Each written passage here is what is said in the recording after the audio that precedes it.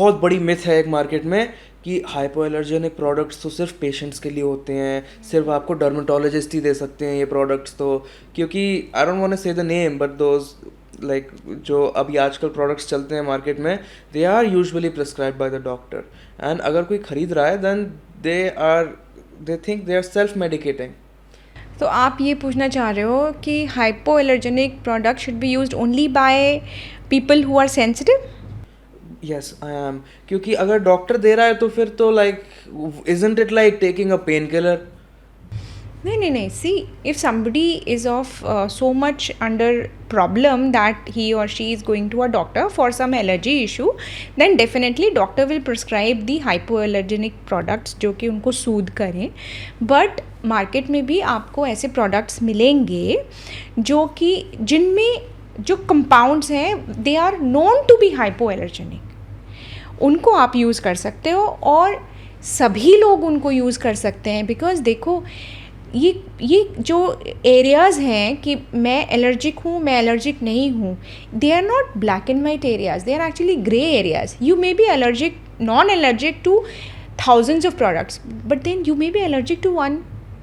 Because I remember one of my patients saying, doctor मेरे को हर चीज़ suit करती है, बट एक ब्रांड मैंने विटामिन सी की ली थी जिसको लगाते ही मुझे खुजली होती थी। सो यू सी, बिल्कुल नॉर्मल स्किन थी उसकी, उसको ना ऑयली स्किन था, ना एक्ने प्रोन स्किन था, ना सेंसिटिव स्किन था, बट एक ब्रांड था विटामिन सी का जिससे उसको एलर्जी होती थी। उसमें एक कोई ऐसी पर्टिकुलर चीज़ थी। हाँ, मोस्ट प्रॉब्ली प्रेजर्वेटिव रहा होगा। हाँ। है ना? तो मैं ये बोलना आपको चाह रही हूँ, सभी को इनफैक्ट बताना चाहती हूँ that hypoallergenic means you are less and less susceptible to allergy by using this product. So everybody can use hypoallergenic products. In fact, it is good that you read the label. जो अभी आजकल caption चल भी रहा है, read the label. तो label read करके आप ये देखो उसमें क्या है, और अगर उसमें hypoallergenic चीज़ें हैं उसे लगाओ, कोई प्रॉब्लम नहीं है। फॉर डिटेल ब्रेकडाउन ऑफ क्या हाइपोजेनिक होता है, क्या हाइपोएलर्जेनिक होता है, we have a dedicated segment at the end of this video, so देखते रहिए and you will reach the gold mine that you are looking for. So does hypoallergenic mean allergy free? नहीं, but there is a catch.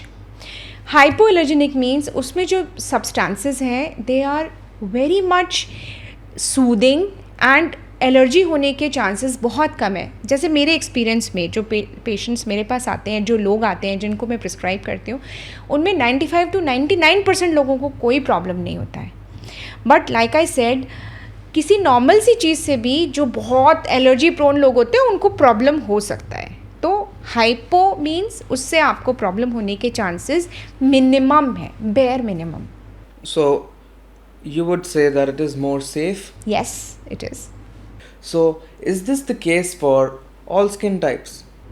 हाँ जी, all skin types में अगर आपका बहुत ही oil prone, acne prone oily skin है, थोड़ा सा उसमें सेंसिटिविटी इशू नॉर्मली भी रहता है, तो उनके लिए भी ये सेफ़ होते हैं। फिर आप सोचो अगर उनके लिए सेफ़ है तो फिर ये ड्राई स्किन और अपना नॉर्मल स्किन के लिए तो है ही। फिर जो सेंसिटिव स्किन टाइप है उनमें से कुछ लोग निकल जाते हैं जिनको थोड़ी खुजली हो सकती है, थोड़ा प्रॉब्लम हो सकता है। बट देन अगर हाइपोएलर्जेनिक है ना कोई प्रोडक्ट, ऑलरेडी उसमें सूदिंग सब्सटेंसेस हैं, जैसे उसमें थोड़ा ग्लिसरॉल होगा, ग्लिसरीन होगा। Glycerine is sort of emollient, humectant की तरह काम करेगा वो। फिर उसमें थोड़ा एलोवेरा होगा, इस टाइप के नेचुरल इंग्रेडिएंट्स ढेर सारे होंगे जो कि सूद करेंगे स्किन को बजाय उसको एलर्जी प्रोन करने के। तो अगर फॉर एग्जांपल किसी ने अपनी स्किन पे कोई सब्सटेंस लगा लिया विच दे वर नॉट सपोज टू, और मोर और less it doesn't suit their skin type, कि एग्जांपल के लिए सैलिसिलिक एसिड ड्राई स्किन वाले ने लगा लिया, तो for them salicylic acid is hyper allergenic, but for someone with an oily skin it will be very hypoallergenic. So again this just goes around to my point कि बहुत contextual चीज़ होती है ये। हाँ बिल्कुल। तो अगर ये इतनी contextual चीज़ है तो हमें कैसे पता चलेगा कि कोई अगर hypoallergenic प्रोडक्ट है तो वो हमारी स्किन के लिए गुड है या फिर हमारी स्किन के लिए बैड है? पैच टेस्ट करके देखो, आप थोड़ा सा लगा के देखो behind the ear or over the dorsum of your hand, and if you feel okay you can try on your skin. तो पैच टेस्ट के लिए आप यूजुअली टेस्टर वगैरह मंगा लीजिए, क्योंकि बड़ा कोई 400 रुपये का प्रोडक्ट खरीद के फिर ऐसा तो है नहीं जो लगाया। हाँ नहीं, आप टेस्टर मंगा लीजिए, या आप किसी क्लिनिक में हैं वहाँ पर अवेलेबल है, तो usually like we offer always patch test, तो आप प्रोडक्ट का पैच टेस्ट करके देखिए। कैसा लग रहा है आपको? अच्छा लग रहा है तो लगाइए, नहीं लग रहा है तो नहीं लगाइए। अच्छा, my next question is a bit of a weird one because it connects not only to skin care but also to holistic care. तो we talked a lot about कि कैसे हमारी डाइट में हाइपोएलर्जेनिक थिंग्स हो सकती हैं, हाइपरएलर्जेनिक things हो सकती हैं, स्किन केयर में भी हो सकती हैं। तो क्या किसी को फॉर एग्जाम्पल CO2 लेज़र से एलर्जी हो सकती है? देखो, एलर्जी का मतलब है मेरा इम्यून सिस्टम इन्वॉल्व हो गया उसमें, ठीक है। CO2 लेज़र से इम्यून सिस्टम इन्वॉल्व नहीं होगा, बट ऐसा हो सकता है कि मेरी स्किन को CO2 लेज़र सूट नहीं करे, तो मेरा डॉक्टर उसको नहीं बोले करने के लिए। CO2 लेज़र भी दो तरीके से करते हैं, एक होता है बिल्कुल ही इन्वेजिव CO2 लेज़र, एक होता है fractional CO2 laser. Fractional CO2 जैसे एक्ने स्कार्स में कर रहे हैं, स्किन रिजुविनेशन में कर रहे हैं। CO2 जैसे कि स्किन में कोई स्किन टैग है या कोई वॉट है, उसे निकालने के लिए कर रहे हैं। तो उससे एलर्जी नहीं होती, but patient is to be decided that this patient should undergo this proper treatment. ऐसा कोई एलर्जी नहीं होता उससे। Okay, I am just curious कि आप ये टेस्ट कैसे करते हो कि क्या चीज़? कि फ्रैक्शनल CO2 लेज़र इसे सूट करेगा या फिर इस वाले पेशेंट को सूट नहीं इंडिकेशंस।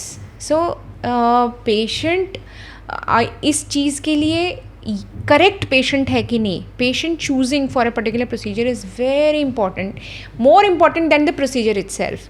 तो इंडिकेशन क्या है पेशेंट का, उसको किस लिए हमको चाहिए लेज़र? जैसे एक्ने स्कार्स हैं, और अगर स्किन रिजुविनेशन करना है, या स्किन टाइटनिंग करनी है, थोड़ी एजिंग स्किन है, देन थोड़े से हमको मार्क्स हैं, एक्ने मार्क्स हैं, या फोटो डैमेज हो गया है स्किन में, तो fractional CO2 laser comes handy.